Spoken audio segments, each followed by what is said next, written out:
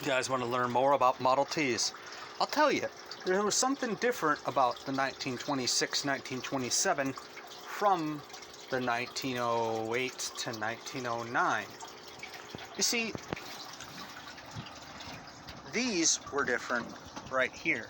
See the pedals? They were different. And also there was a drum in here that was slightly different. A band that was more bigger than normal. And the thing that was also different was the NH Holley vaporizer, which they had only for 2 years on Ford models. After that, it went to, well, the Model A's.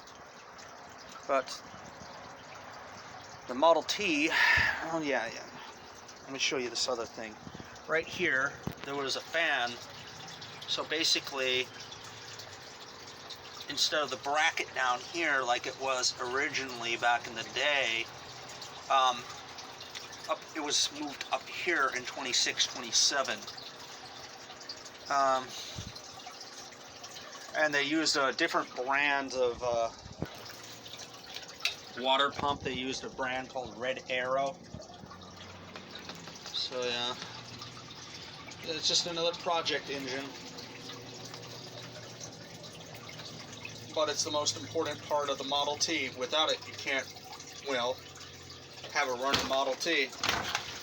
To get this fixed, I don't know if there's anyone locally that'll be able to do it. If it was a half-price mechanic, then it would only be like $2,500 or less. But these specialist mechanics, they'll charge you $4,000 just to rebuild this tiny little engine. It's ridiculous, and I already have it stripped down halfway, so maybe that'll make it cheaper later on down the road. But yeah, there was huge changes from the 25 to 26 model.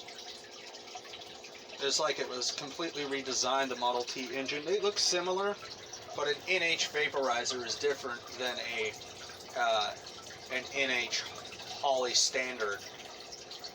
And you see, these pipes were even different than the ones from 1909 to 25. The heads were without the Ford script too. Well, of course, the hog head had the Ford script,